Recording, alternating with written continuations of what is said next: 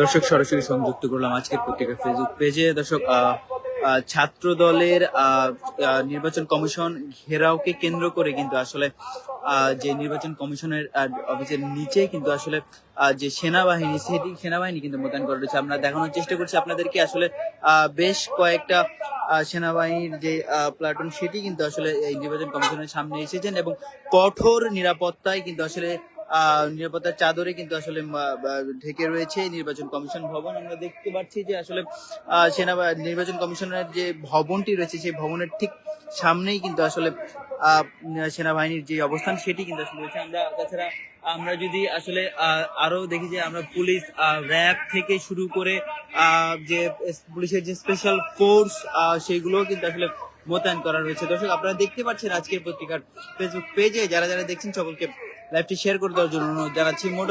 মোটামুটি আকারে কিন্তু আসলে সকাল 10:30টায় ছাত্র দলের নির্বাচন কমিশন ঘেরাও কর্মসূচিকে কেন্দ্র করে যে ছাত্র দলের যে নেতাকর্মীদের সারা ঢাকা শহর থেকে আগত তারা কিন্তু আসলে একজনের পর একজন কিন্তু আসলে তারা তাদের যে বক্তব্য সেটি কিন্তু আসলে দিচ্ছেন এবং সেই বক্তব্যগুলো কিন্তু আসলে আমরা দেখতে পাচ্ছি যে নির্বাচন কমিশনের যে নির্বাচন ভবনের যে গেটটি রয়েছেন সেই গেট থেকে কিছুটা দূরে তারা পুরোপুরি ভাবে ব্যারিকেড দিয়ে রেখেছে এবং ব্যারিকেডের সামনে কিন্তু আসলে ছাত্রদল নেতাকর্মীদের যে অবস্থান সেটি কিন্তু আসলে রয়েছে এবং আপনারা দেখতে পাচ্ছেন যে আসলে যে সেনাবাহিনী যে মোতায়েনের বিষয়টি এবং তাছাড়া শুধুমাত্র সেনাবাহিনী নয় জল কামানও কিন্তু আসলে প্রথম থেকেই আসলে এই আইসির সামনে কিন্তু আসলে ছিল।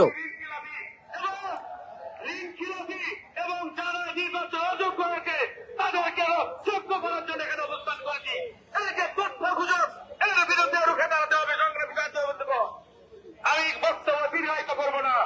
আমি আমার প্রিয় সংগঠনকে শুধু জানতে চাই আর কোন ছাড় নয়, ছাড় দিতে দিতে আমরা এই পর্যন্ত চলে গেছি। আর যদি পারতেন তাহলে বাংলাদেশে তৈরি হবে এই চ্যালেঞ্জের হাতে বাংলাদেশকে দিয়ে। আপনারা কি চান বাংলাদেশকে চ্যালেঞ্জের হাতে দিতে? অবশ্যই এখানে রুখে দাঁড়াতে হবে। আজ থেকে পুলিশ বাংলাদেশ থেকে টানা ফিরিয়ে কাজ করতে হবে।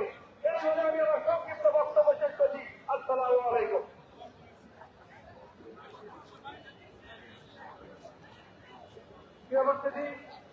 এই পর্যায়ে আপনাদের সামনে অত্যন্ত সংক্ষিপ্ত বক্তব্য রাখবেন বাংলাদেশ জাতীয়তাবাদী ছাত্রদল কেন্দ্রীয় সংসদের সংগ্রামী যুগ্ম সাধারণ সম্পাদক রাজেশ বিশ্বাস।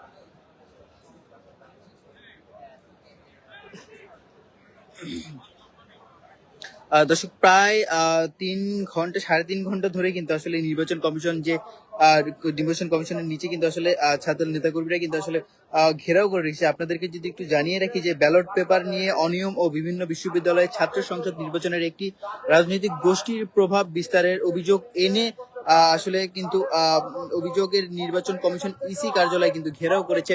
প্রায় 3 ঘন্টা ধরে ঘেরাও হয়ে রয়েছে কিন্তু আসলে এই নির্বাচন কমিশন ভবন। আজকে সকাল 10:30টায় কথা থাকলেও কিন্তু 11টার দিকে তাদের যে ঘেরাও কর্মসূচি সেই ঘেরাও কর্মসূচি কিন্তু আসলে বিএনপির ছাত্র সংগঠন অর্থাৎ ছাত্রদল কিন্তু আসলে ঘেরাও করে। আপনাদেরকে জানিয়ে রাখি এর আগে পূর্ব ঘোষিত কর্মসূচির অংশ হিসেবে বেলা 11টার দিকে কিন্তু আসলে ছাত্র দলের আজকে যে কর্মসূচি সেটি কিন্তু আসলে তারা পালন করছেন।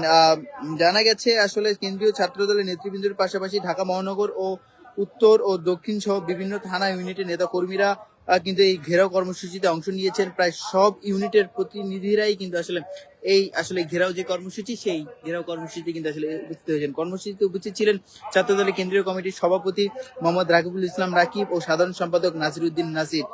এই সময় রাকিবুল ইসলাম রাকিব কিন্তু আসলে যে আসলে তাদের যে নেতাকর্মী এবং মিডিয়ার সামনে কিন্তু আসলে তিনি বলেছেন যে আনুষ্ঠানিকভাবে গতকাল আমরা সিদ্ধান্ত নিয়েছি আজকে কর্মসূচি এই ঘেরাও কর্মসূচিটিকে আসলে তারা সফল করবে এবং ব্যালট পেপার ইস্যু সহ একাধিক বিষয় নিয়ে আমাদের আপত্তি রয়েছে। এই বিষয়ে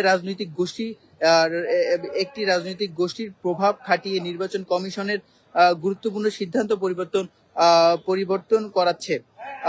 তিনি আরো অভিযোগ করে বলেন যে এই গোষ্ঠীর নেতারা ওই গোষ্ঠীর নেতারা আসলে নিয়মিতভাবে ইসি ও নির্বাচন কমিশনের সঙ্গে সাক্ষাৎ করছেন এবং সচিব ও নির্বাচন কমিশনের অবাধ অনিয়ম আসলে তারা কিন্তু করছেন। আর রাকিব কিন্তু আসলে আরো বলেছেন যে যতক্ষণ পর্যন্ত ইসি থেকে আসলে তাদের নেতাকর্মী ইসির যারা রয়েছেন তারা তাদের সাথে দেখা না করবেন এবং আশ্বাসের কোনো বাণী না শোনাবেন, ততক্ষণ পর্যন্ত কিন্তু তারা যে তাদের যে ঘেরাও কর্মসূচি সেটি কিন্তু আসলে অব্যাহত রাখবেন। দর্শক আপনারা দেখতে পাচ্ছেন আজকের পত্রিকার ফেসবুক পেজে যারা যারা দেখছেন লাইভটি শেয়ার করে দেওয়ার জন্য জানছি। এই মুহূর্তে আসলে নির্বাচন কমিশনের সামনে ঠিক সামনেই কিন্তু আসলে যে আসলে যে সেনাবাহিনী মোতায়েন করা রয়েছে ইসির ঠিক নিচেই, এবং যাতে কোনো ধরনের অরাজকতা না ঘটে সর্বোচ্চ ভাবে কিন্তু আসলে ইসির সামনে সেনাবাহিনী, পুলিশ, র্যাব থেকে শুরু করে পুলিশ স্পেশাল ফোর্স থেকে শুরু করে সকলেই কিন্তু সকল আইন শৃঙ্খলা বাহিনী কিন্তু আসলে মোতায়েন করা রয়েছে।